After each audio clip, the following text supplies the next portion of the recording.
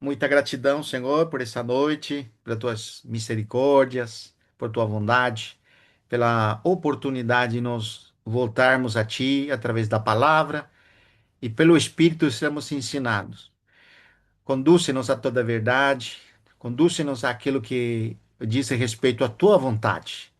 Te louvamos, te agradecemos nessa noite pela vida do irmão Mauri, pelos outros irmãos que não vão estar hoje e pelas pessoas que vão ouvir a mensagem. Que o Senhor possa falar ao coração e nos conduzir a toda a verdade. Em nome de Jesus. Amém. Deus seja louvado. Amém. Ontem nós falamos um pouco sobre a situação de Gálatas. Nossa abordagem começou no capítulo 4, versículo 19, quando Paulo ele fala dos Gálatas dizendo que ele estava sofrendo dores de parto até Cristo ser formado neles. E não dizemos que Cristo ser formado se referia justamente a essa situação espiritual dos Gálatas que, pela influências de outras pessoas, eles foram tirados do evangelho para outro evangelho. E eles decaíram da graça e não estavam mais em Cristo. Eles começaram pelo Espírito, mas agora estavam se aperfeiçoando na carne. Olha a situação espiritual dos Gálatas que, diante da verdade do Evangelho, né, vamos dizer, aquela conversão genuína que eles tiveram, agora eles estavam retrocedendo da fé. Olha, e parece uma coisa tão simples, né? Vamos dizer, né? Hoje, para nós, irmãos, que nós conhecemos mais essas escrituras, nós já ouvimos tantas pregações, eu acho que nós nunca incorreríamos no erro dos Gálatas, né? Se alguém viesse para o irmão Mauri e falasse assim: irmão Mauri, você, para completar sua fé, precisa se circuncidar. O irmão Mauri ia olhar para essa pessoa e vai dizer assim: não, não precisa, não. A fé em Jesus Cristo é suficiente, diria, né? Então, eu acho que nós não teríamos problemas com judaizantes, né? Porque naquele tempo era o problema de Paulo e das igrejas da Galácia, principalmente, né?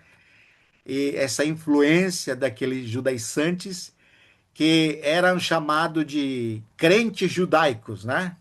Que eles criam Jesus, mas eles estavam fazendo uma campanha na região para ajudar os gentios a ter o completo evangelho, porque eles precisavam, além de crer em Jesus Cristo, voltar às práticas judaicas, dizer, guardar a lei, circuncidar, né?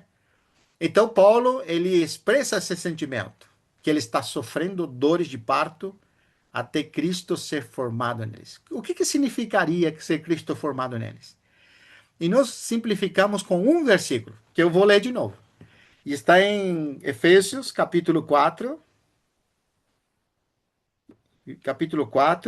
versículo, versículo 14.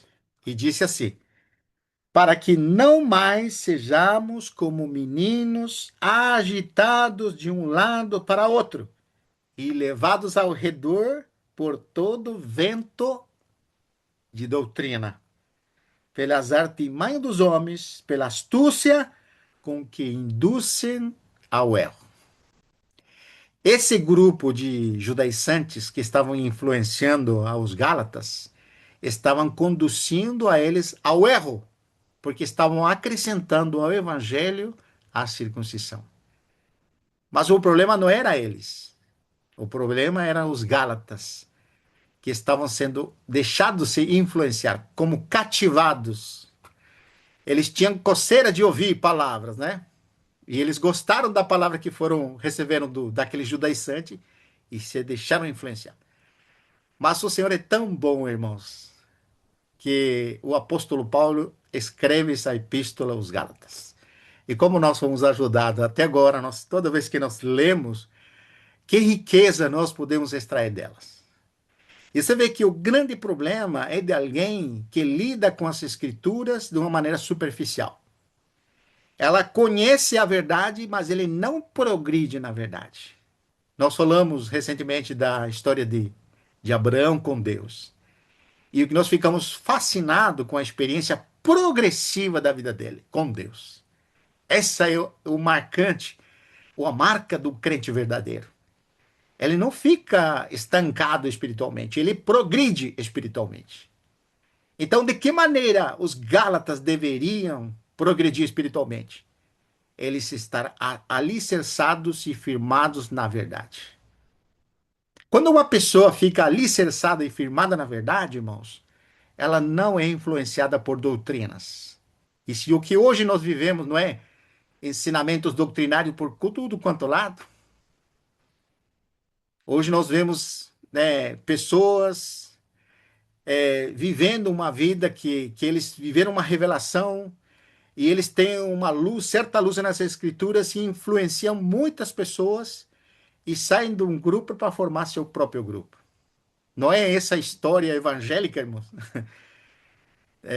Quantas divisões e divisões? E todos têm justificativa. Uma visão que eles tiveram, uma visão doutrinária, revelação das Escrituras. E aí aquelas pessoas abraçam aquele ensinamento doutrinário e vão trazê-las, né? Por que que eu estou falando isso? Porque o grande problema cristão é nós ficarmos estancados, estacionados por escolhermos viver na carne. Essa é a realidade, irmãos. E nós vamos tentar nessa reunião falar o grande problema dos Gálatas, né? Que também é o nosso problema. Mas eu queria ler um versículo para começar, o capítulo 3, versículo 4, de Gálatas. Ele diz assim: pelo que, capítulo, perdão, eu saí daqui, Gálatas, capítulo 3, versículo 4. Olha a frase que diz aqui, Paulo: terá sido em vão que tantas coisas sofrestes? Se na verdade foram em vão. E quando você lê esse versículo, te choca. O que que está referindo com sofrimento? E Paulo está usando isso aqui para mostrar o que eles estão perdendo. Porque versículo 3 diz: sois assim insensatos, que tendo começado no espírito, estejais agora vos aperfeiçoando na carne. Então, a situação lamentável deles é que eles começaram bem. Eles começaram no espírito, receberam o espírito. E ontem nós falamos na reunião que uma pessoa que ouve o evangelho, crê no evangelho, é confirmado pelo espírito morador na pessoa. O espírito de filiação vem morar na pessoa. Então, era a experiência genuína dos Gálatas, irmãos. Mas a influência dos demais tirou dessa posição do espírito para ancorar na carne, irmãos. Você se aperfeiçoar na carne. Então você vê como que é, irmãos. Quando nós falamos de aperfeiçoar na carne, nos faz lembrar. O que que nos lembra? Quando Paulo ele vai dizer esse aperfeiçoamento que ele tinha na carne. Quando você vai no capítulo 3 de Filipenses, vamos voltar rapidinho lá. Filipenses 3, né? Versículo 3. Ele disse o seguinte: porque nós é que somos da circuncisão. Ó, você sabe, irmãos, que o povo de Israel se captava dessa prática deles tinha, né? Uma identidade, circuncidar. Então, qualquer criança que nascesse em Israel era uma prática judaica circuncidar ao oitavo dia de nascimento. Então, todo o homem que nascesse no povo de Israel, ele tinha um sinal no seu corpo como uma identidade que pertencia ao povo de Deus, que era da linhagem de Abraão. É por isso que eles falavam, não sou pai de Abraão, porque foi Abraão que começou com essa prática. Então, Paulo, ele traz essa figura, irmãos, porque agora ele já convertido ao evangelho, ele vai afirmar, nós é que somos da circuncisão.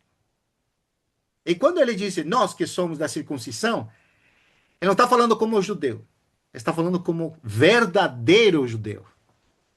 Porque quando você vai no capítulo 4 de Romanos, e aqui também, capítulo 3 e 4 de Gálatas, mostra que não é todo aquele que diz que é descendente de Abraão que é judeu.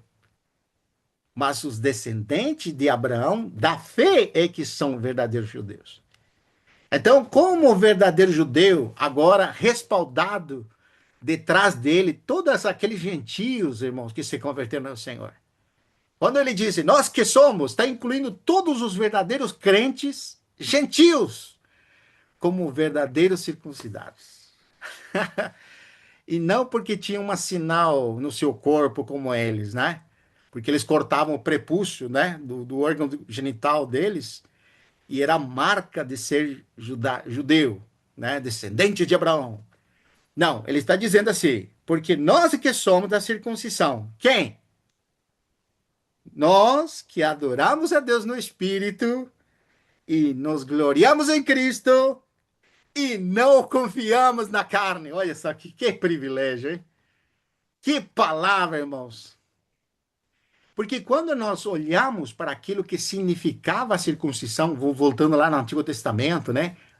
Você vê quantas pessoas nasceram, viveram, tiveram filhos, voltaram a nascer outros filhos que se circuncidaram. Mas quem entendia isso? Todo mundo praticava apenas pela obediência. Mas quando veio, vamos dizer, a plenitude do tempo e o Filho do Homem, o Filho de Deus veio na terra e ele foi na cruz que praticou aquela circuncisão, irmãos. Porque a circuncisão era a eliminação da carne. E em Cristo, na sua morte, ele executou a verdadeira circuncisão na sua morte. Eliminou ao homem. Eliminou ao homem pecador. Isso que significava a circuncisão. Que todo israelita que nascesse lá praticava. Mas sim entender. Mas agora, revestido da nova aliança, possuído de tanta ousadia, ele diz: nós é que somos da circuncisão. Os que adoramos a Deus no Espírito. Olha que lindo, irmãos. Você acha que aqueles que circuncidavam não podiam adorar a Deus no Espírito? Não, irmãos. Jesus falou, né, capítulo 7 de João, versículos 37, 38 e 39, ele disse: se alguém tem sede, no último dia da festa, né, aquela festa que praticavam ele, no último dia da festa, ele falou, levantando-se, proclamou: se alguém tem sede, venha a mim e beba. De seu interior fluiriam rios de água viva. E isto ele dizia a respeito do Espírito que haviam de receber os que nele crescem. Porque até aquele momento o Espírito ainda não fora dado. Essa é a versão. Tem umas versões que falam não era ainda o Espírito, né? Mas o Espírito não era dado. Sim, ainda o Espírito Santo não era morador nos crentes. Então, depois da ressurreição de Jesus, agora sim o Espírito de Deus está morando neles. E quando o Espírito de Deus vem a morar em nós, se cumpre o que Jesus falou para a mulher samaritana. Lembra que falou para a mulher samaritana? Crê-me, mulher, que vem a hora, e já chegou, em que os verdadeiros adoradores não mais vão adorar lá no templo de Jerusalém, nem lá no monte. Os verdadeiros adoradores que o Pai está buscando adoram a Ele no Espírito e em verdade. Aleluia! Glória a Deus! E agora inclui todos os crentes. Não o povo de Israel só. Vamos dizer, aquele crente do povo de Israel também está incluído. Mas não como nação, senão aquele que crê no Evangelho. E aquele que crê no Evangelho, agora podemos adorar a Deus no Espírito. Por isso Paulo usa essa frase. E que mais ele diz? Nos gloriamos em Cristo Jesus. Ah, que coisa tremenda! Ninguém se gloria nos homens, fala Paulo no capítulo 3 de 1 de Coríntios, né? Capítulo 3 de 1 de Coríntios, ele usa uma frase que é interessante, né? E eu gostei muito desse versículo. Versículo 20. O Senhor conhece os pensamentos dos sábios, que são pensamentos vãos. Deus conhece, né? Portanto, ninguém se glorie nos homens, porque tudo é vosso. E ele disse: seja Paulo, seja Apolo, seja Cefas, seja o mundo, seja a vida, seja a morte, sejam coisas do presente, sejam futuras, tudo é vosso. E vós de Cristo, e Cristo de Deus. E ele, irmãos, é que disse também que no capítulo 1, versículo 29, ele disse: E nós somos de Deus em Cristo Jesus. Esse aqui no capítulo 1, olha que lindo. Capítulo 1, versículo 30. Vós sois dele, mas vós sois dele em Cristo Jesus. Então, essa afirmação de nos gloriarmos em Cristo, irmão, é porque nós, nele, somos de Deus, irmão. Antes, para você ser de Deus, você precisava nascer no povo de Israel e precisava praticar a circuncisão. Não, agora, irmão, você crendo nele, você é de Deus.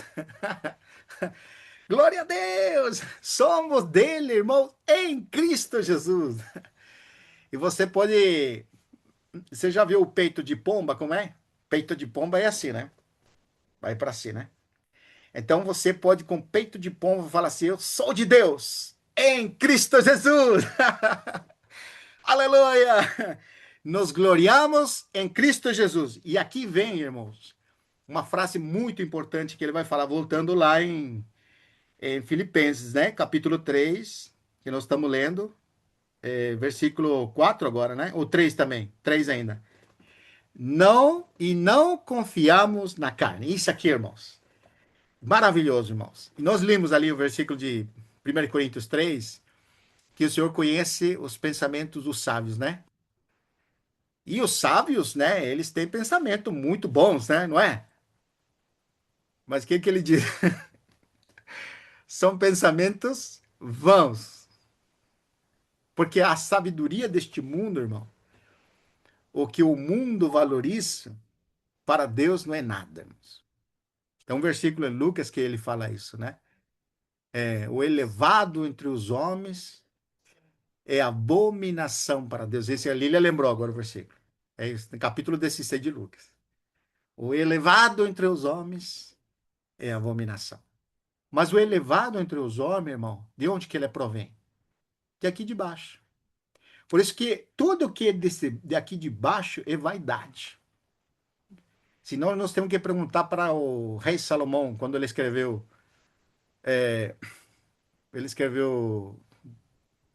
como que fala aquela frase? Vaidade de vaidade, tudo é vaidade debaixo do sol, né? E ele era o homem mais sábio, né? O homem mais poderoso da terra na época dele.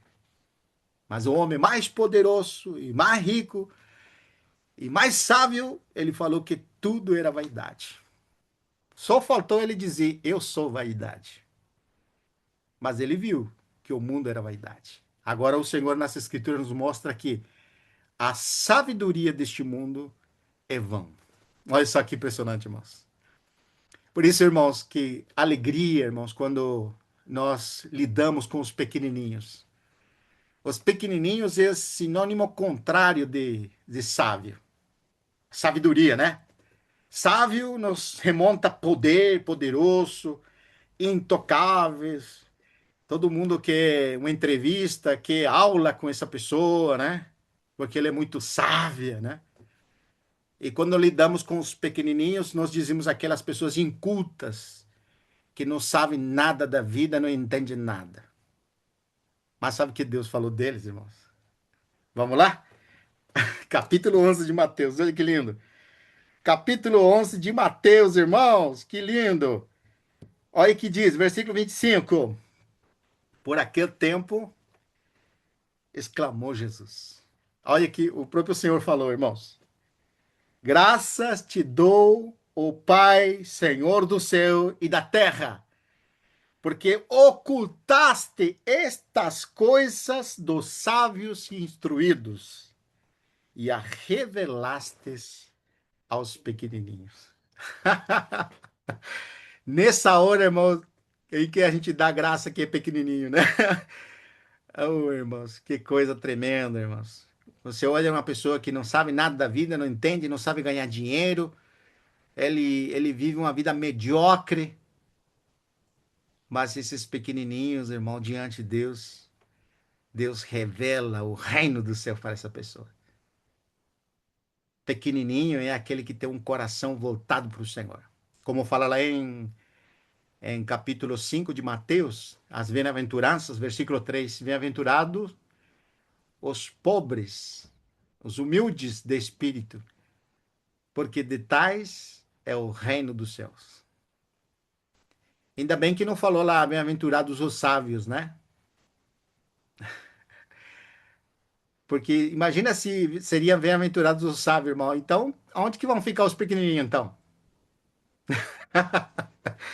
Você sabe qual que é a esperança do pequenininho, irmão? Não é daqui de baixo, irmão. A esperança do pequenininho é o reino do céu se manifestar. Que maravilha, irmãos. Que o Senhor não se encontre. Por isso que quando ele pegou uma criança e falou assim, né? Lembra esse cenário? Pegou a criança e colocou no seu colo, disse: Olhem essa criança, o Senhor falou. Olha essa criança aqui. Se você não se torna como essas crianças, você não vai entrar no reino do céu. O Senhor falou isso, irmãos. Você vê que impressionante, irmãos. E hoje, se você comparar a criança, irmãos, mudou totalmente o quadro, né? Não é mais como aquele quadro de uma criança no tempo do Senhor Jesus. Hoje, as crianças, elas têm um valor moral e patrimonial maior do que qualquer pessoa, né? Mas naquele tempo, irmão, falar de uma criança é difícil de falar. Mas se era um morador de rua, eles não valiam nada, irmão, essas crianças. Eram desprezáveis. E algumas delas tinham que sobreviver. Quem chegasse a certa idade era um milagre. Era terrível naqueles tempos. A gente não tem ideia do que significava ser uma criança naquele tempo. É sinônimo de um escravo. Quando você coloca uma. É. Ah, sim. A Lília está lembrando de a criada de Naamã, né? É. A criada de Naamã era uma criança, israelita, quando estava na época de cativos de Síria. É. Então, então não tinha direito, não tinha valor de nada, eles corriam risco de morrer por qualquer coisa, né? E ela se atreveu, se os irmãos lembram da história, ela se atreveu a mencionar sobre o profeta de Israel que poderia curar a doença de Naamã. Olha só que coisa tremenda, né? Criança, você vê, tá vendo, irmãos? Elas são simples para crer. É numa situação de escravidão lá. Estamos trazendo essa figura porque o Senhor falou que ele escondeu, irmãos, dos sábios e entendidas estas coisas. Dos sábios e entendidos estas coisas. E quando ele fala estas coisas, está falando justamente do evangelho, está falando do reino do céu. E ele prossegue-se, se, ó Pai, se, ó Pai, porque assim foi de teu agrado. Olha só. Aleluia, irmão! Glória a Deus! Vamos voltar lá então, porque senão a gente está saindo muito fora. Vamos lá, Gálatas, irmãos, por favor, me acompanha. Capítulo. Voltamos de novo, capítulo 3, versículo 4. Olha que interessante, irmãos. Gálatas, capítulo 3, versículo 4. Sofrer em vão. Essa palavra, irmãos, eu fiquei refletindo hoje e fiquei muito impressionado, irmão, sofrer em vão, porque falamos ontem sobre crer em vão, né? Lembra que em 1 Coríntios, capítulo 15. Paulo ele disse que eles ouviram o evangelho tal qual vos preguei, a não ser que tenhas crido em vão. Lembra essa palavra? Em vão. Seria inutilmente. Ou seja, você está crendo, mas de repente você deixa ou abandona e se torna inútil. Porque nada foi realizado em nós, irmão. Não é acumulativo, como por exemplo você está fazendo uma poupança de dinheiro no banco, né? Chegar final do mês, você tira aquele dinheirinho e você joga lá na conta, né? Aí você tá jogando na conta para tua pé de meia quando você aposentar, né? Para aquelas férias que você quer fazer. Então você vai jogando naquela conta, né? A fé não é assim, irmãos. Você está vivendo um tempo na fé, tendo experiência com o Senhor. Você está avançando espiritualmente. Você tem coisa linda, conhece tantos irmãos. Mas, irmão, se você, em determinado tempo da tua vida, você abandona as coisas do Senhor, você renega da fé, em vão tudo, irmãos. Não é acumulativo, não, irmãos. Nós precisamos viver o evangelho hoje até o fim, até a nossa partida, até aquele dia glorioso. Nós somos dele em Cristo Jesus. Mas, irmão, sai de Cristo Jesus, Deus não é mais de você, irmão. Porque somente Deus é teu quando você está em Cristo. Nós somos dele em Cristo Jesus. Tá vendo, irmão? Essa é a realidade espiritual. Agora, a frase aqui não é crer em vão. Qual que é a frase aqui? Sofrer em vão. E aqui, irmãos, é muito importante. Eu queria ler com vocês 1 de Pedro, capítulo 2, versículo 19. Olha que lindo. 1 de Pedro, capítulo 2, versículo 19.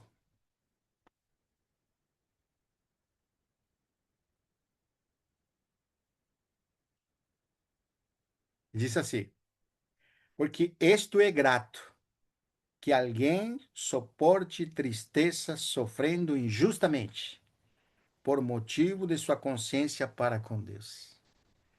Então você vê como que é esse unir a Cristo, quando nós cremos nele, nós tornamos filhos de Deus em Cristo Jesus, somos de Deus agora em Cristo Jesus, nós temos uma ligação com ele, é algo pessoal. Cada irmão pode ter uma identidade com o Senhor. Nós somos uma identidade coletiva, somos a igreja, somos a família de Deus. Mas individualmente, irmão, você tem uma identidade com Deus. Não é assim com teus filhos, irmão? Quando você tem mais de um filho, você não pode olhar para os teus filhos iguais. É como pai, você ama a todos, mas cada um tem sua peculiaridade. Essa identidade que você tem com Deus é pessoal. Então, quando nós cremos, irmão, nós temos, a partir do momento que nós cremos, começamos a ter um relacionamento com Ele, uma identidade com Ele, irmãos. É pessoal. Então, quando você cria aquele vínculo com o Senhor, você passa agora a ter aquela realidade espiritual. Esses valores espirituais vão sendo acrescentados no teu coração. E você, numa vida normal com Ele, vai progredindo, né? É que nem você quando era criança. Como é que você se tornou adulto, irmãos? Você, sendo criança, você não fez grandes coisas, só se alimentou. Se alimentou, se alimentou, se alimentou, foi crescendo, foi crescendo, foi crescendo até chegar hoje. Não é assim? Então, com Deus, irmão, nós temos um relacionamento com Ele e Sua palavra. A palavra de Deus para nós é tudo. O que Ele fala, o que sai da boca dele. O valor mais importante para o crente verdadeiro é o que Deus fala. Aquilo que sai da boca do Senhor, como Jesus falou. Não só de pão viverá o homem, mas de toda palavra que sai da boca de Deus viverá o homem. Então, essa identidade não pode ser diferente, irmãos, por certas emoções. Emoções. Não, está ligada às escrituras. Aonde que você construi o relacionamento com Deus? Não tem como você construir relacionamento com Deus se não for pela palavra de Deus, irmãos. Se nós não temos um relacionamento real e verdadeiro com a palavra de Deus, dificilmente nós vamos ter um relacionamento com Ele. Ou se tivermos um relacionamento, vai ser totalmente errado. Mero sentimento não funciona, irmãos. Com Deus é racional, né? E você vê que quando nós estamos trazendo isso aqui, né? Ó, por motivo de sua consciência para com Deus. Então, você tem uma consciência para com Deus. Então, porque é grato para com Deus que alguém suporte tristezas, sofrimentos injustos por motivo de sua consciência. Agora, você vê, quando os Gálatas se converteram ao Senhor, irmãos, eles sofreram muito. Eles sofreram perseguições, porque eles se posicionaram no Evangelho. Irmãos, em uma situação normal, naquela época, você se tornar um cristão, no mínimo você era perseguido, lançado embora, perdia a casa, perdia a família. Hoje não é assim.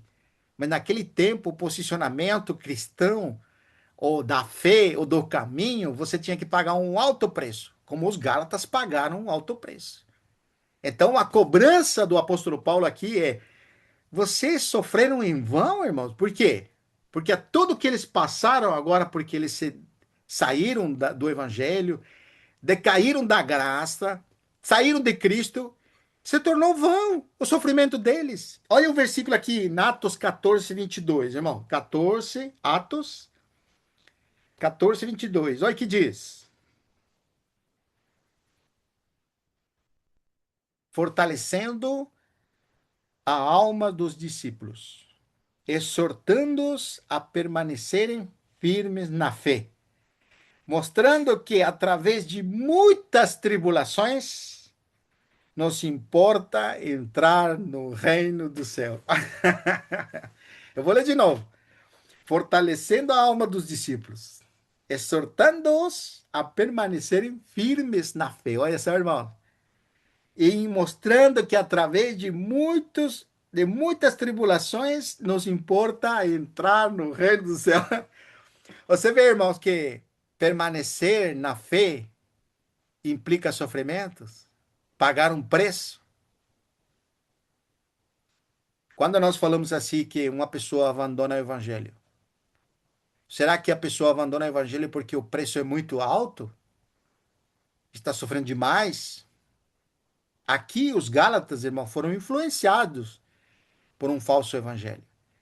Mas muitas pessoas desistem da fé porque o preço é muito alto, irmãos. E importa que por muitas tribulações entremos no reino do céu. Tem mais um versículo ainda. Ó, Hebreus, agora sim, esse é o versículo que o irmão Mauri gosta. Hebreus capítulo 10, versículo 32. Olha o que diz, irmãos. Hebreus 10, versículo 32, na diante. Hebreus capítulo 10, versículo 32, na diante.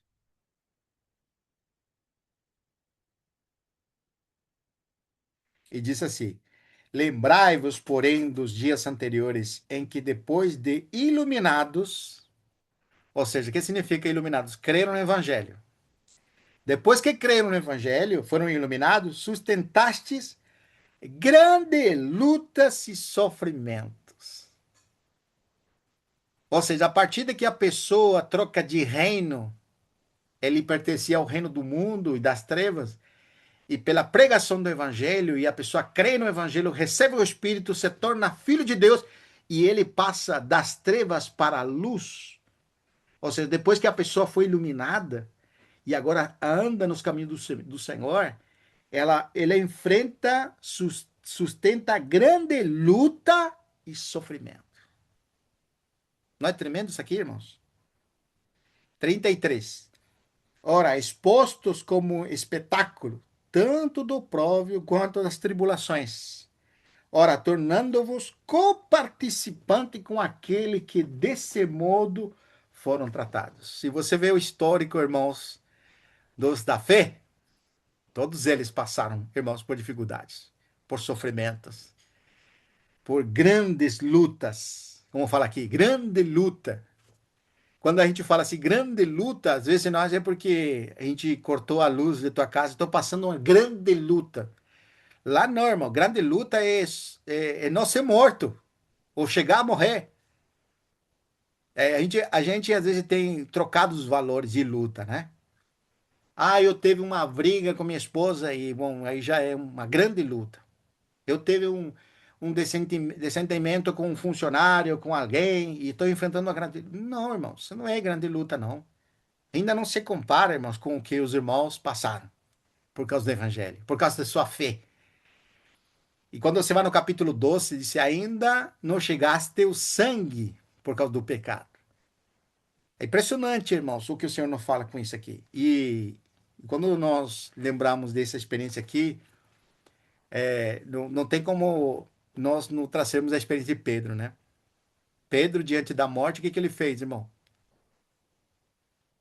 Diante de uma criada, negou o Senhor, né? Então, quando nós nos mantemos nessa posição de não avançar espiritualmente, estacionados espiritualmente, quando vem a provação, a gente não aguenta, irmãos. Porque a gente não está tendo um progresso espiritual com Deus, aquela experiência individual, aquele relacionamento com Deus na palavra. Essa experiência está faltando. Por isso que diante das tribulações a pessoa desiste do evangelho, abandona o caminho do Senhor, porque é um alto preço para pagar. Mas ó, continua aqui, versículo 34. Porque não somente vos compadeceste dos encarcerados, como também aceitaste com alegria o espólio de vossos bens, tendo ciência de possuirdes vós mesmo patrimônio durável e superior. Não abandoneis, portanto, vossa confiança. Ela tem grande galardão. Aleluia! Que encorajamento, irmãos, para pagarmos qualquer preço por causa de nossa fé, irmãos, de nosso relacionamento com o Senhor. Você sabe que o soberbo é aquele que não quer Deus. Pronto está a sua ruína. E o salmista, no capítulo 73, ele ficou escandalizado com a prosperidade dos ímpios. Ele já quase tropeçava. Até que ele entrou no santuário de Deus e viu o fim dos iníquos. Então, que ele fez? Sua alma louvou o Senhor por o que ele estava tendo, experiência com Deus. O que faz o Espírito, irmãos, para nos incentivar a prosseguir mesmo diante das provações? O grande galardão que nós temos. O que fala aqui, irmão? Não abandoneis, portanto, a confiança. Confiança que é fé, irmãos. E aquele relacionamento que você tem com Deus. Não abandone isso, irmão, por causa de qualquer coisa. Não, irmãos. Ele disse: tem grande galardão. Aleluia! E quando nós falamos de grande galardão, irmãos, nós estamos falando de grande galardão. Não tem comparação. Ó, quer ver que fala aqui em. Já voltamos aqui, né? Vamos lá em Romanos, capítulo 8, versículo 18. Romanos, capítulo 8, versículo 18. Olha o que diz. Porque para mim tenho por certo que os sofrimentos do tempo presente não podem se comparar. Não tem comparação com a glória a ser revelada em nós. Esse galardão que a Bíblia fala é revelado em nós. É manifestado em nós, os que perseveram até o fim. Tem grande galardão, irmão. Não tem comparação, irmãos. Se você tentar se comparar com alguma coisa aqui da terra, não tem comparação. Paulo também ele disse aí no capítulo 2 de 1 de Coríntios, fala assim, que nem olhos viram, nem jamais penetrou em coração humano o que Deus tem preparado para aqueles que o amam. É aqueles que não desistem. Aqueles que vão até o fim com o Senhor, irmãos. Glória a Deus por isso. Maravilhoso, né, irmão? Não abandoneis a vossa confiança. Ele tem grande galardão. E como continua aqui no 34? Ó, Hebreus 10, 34, né? 36 agora. Com efeito, com efeito, tendes, com efeito, tendes necessidade de perseverança, para que, havendo feito a vontade de Deus, alcanceis a promessa. Oh, irmãos, que encorajamento, irmãos. Nada foi feito em nós, tudo está feito em Cristo, então nós precisamos alcançar as promessas. E uma das promessas mais evidentes, mais clara para nós, é o que 1 de João fala. 1 João capítulo 3, versículo 1. Olha que grande amor nos tem dado o Pai, ao ponto de sermos chamados filho de Deus. Então, você vê, irmãos, não tem maior privilégio que você se tornar filho de Deus. Quando você vai nas Escrituras, ela te coloca como filho de Deus. E diz assim, ele veio para os seus, e os seus não receberam. Mas a todo aquele que o recebeu, deu-lhe o direito de ser chamado filho de Deus. Mas isso vai ser manifestação. Por isso que existe a necessidade de perseverança.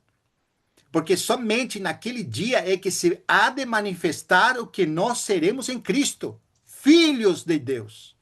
E ele diz no capítulo 3 de 1 João, versículo 1, que grande amor nos tem dado o Pai, ao ponto de sermos chamados filhos de Deus.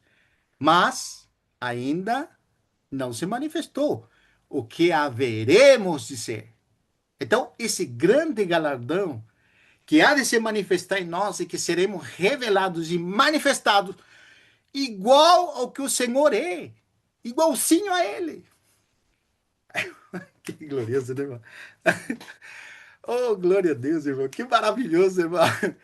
A revelação dos filhos de Deus. Diz que a criação aguarda, né? Sofre até agora, ela foi sujeita à vaidade por causa do homem, mas ela aguarda a manifestação dos filhos de Deus. E nós, disse Paulo, nós que temos as primícias do Espírito, gememos em nosso interior, aguardando a filiação. Olha que lindo, irmão. Oh, irmãos, em nosso coração dizemos assim: Maranata, vem, Senhor Jesus. Oh, irmãos, porque quando ele vier, então nós seremos manifestados juntamente com ele em glória. Haveremos de vê-lo como ele é, seremos igual a ele. E todo aquele que tem esta esperança se purifica a si mesmo. Olha só, irmão. Que limpeza, irmão, para o coração, irmão. Que lavar dos pés, irmão Mauri. Glória a Deus! Maravilhoso. E a gente não consegue nem avançar no capítulo 3, irmão. Estamos num versículo só. Mas é muito rico. Amém. Muita riqueza, irmãos. É, aqui no versículo 37 ele diz assim: porque dentro de pouco tempo, aquele que vem virá e não tardará. E assim, irmãos, quando nós estamos na fé, a gente não está preocupado quando nem como. Para nós é pouco tempo. Porque quando nós estamos no Espírito, nós estamos preocupados por nada, irmãos. Tem paz com Deus, tem alegria, tem contentamento. Puxa, irmão, dificilmente nós somos avalados. Mas quando nós estamos na carne, irmão, tudo nos avala. Tudo é grande, tudo é desesperançado, né? Você fica agoniado. Quando nós andamos na carne, irmãos, nós somos derrotados. Por isso que 1 de João, capítulo 5, versículo 4 diz: quem é que vence este mundo? Quem é que vence este mundo? Aquele que crê. Aquele que crê. E esta vitória que vence o mundo, a nossa fé. Maravilhoso, né, irmão? Termina aqui, ó. Que vem. Todavia, o meu justo Vivirá. viverá pela fé. Sabe que quando você pega o gerúndio aqui, ele diz os que estão vivendo pela fé. Todavia, meu justo viverá pela fé. Viverá seria se é como dizer uma situação, né? Não. Viverá é o certo é o que os que estão vivendo na fé. Esse é o gerúndio que te coloca na posição constante, Presente contínuo. um presente contínuo. Estamos vivendo na fé. E é interessante, irmão, como continua. E se retroceder nele, não se compressa minha alma. O que é retroceder nele, irmão? É o que os Gálatas fizeram. Os Gálatas retrocederam porque eles estavam se aperfeiçoando na carne. Nós talvez não estamos nos aperfeiçoando na carne, mas estamos preferindo muitas vezes a nossa vontade, o que nós queremos, em detrimento do que Deus quer. Muitas vezes nós sabemos o que Deus quer, mas nós vamos contra o que Deus quer. Porque essa é a carne, irmãos. Não faz o querer de Deus. Mas quando nós estamos no Espírito, nós buscamos agradá-lo. E tudo que fazemos é para agradar a Ele. Essa direção que o Senhor nos está dando. Por isso que meu justo, aquele que está experimentando justiça somente em Cristo, viverá de fé em fé. Você vê como que o progresso espiritual, irmão, é uma constante. De fé em fé. O que é maturidade? De fé em fé. Cada dia, irmãos, unidos a Cristo, permanecendo nele. Não é maravilhoso? De triunfo em triunfo. De triunfo em triunfo. Versículo 39. Nós, porém, ai, Mamori, nós, porém, não somos dos que retrocedem. Não somos os que retrocedem para a perdição. Somos, entretanto, da fé para a conservação da alma. Amém. Então, aqui voltando no Gálatas, para terminar, né? Gálatas capítulo 3. Não tem como progredir, prosseguir aqui, né? Mas olha o que fala o versículo 5, irmão. Ele disse assim: aquele, pois, que vos concede o Espírito e o que opera milagres entre vós, porventura o faz pelas obras da lei ou pela pregação da fé? Tá vendo, irmãos? O Senhor vai fazer uma separação cirúrgica aqui, como um bisturi que separa, assim, nem faz o corte certinho. Ele vai separar os Gálatas dessa desviação, trazendo, na verdade que continua aqui, essa maravilhosa verdade sobre o que a lei e a finalidade da lei teve e o que a graça fez com eles.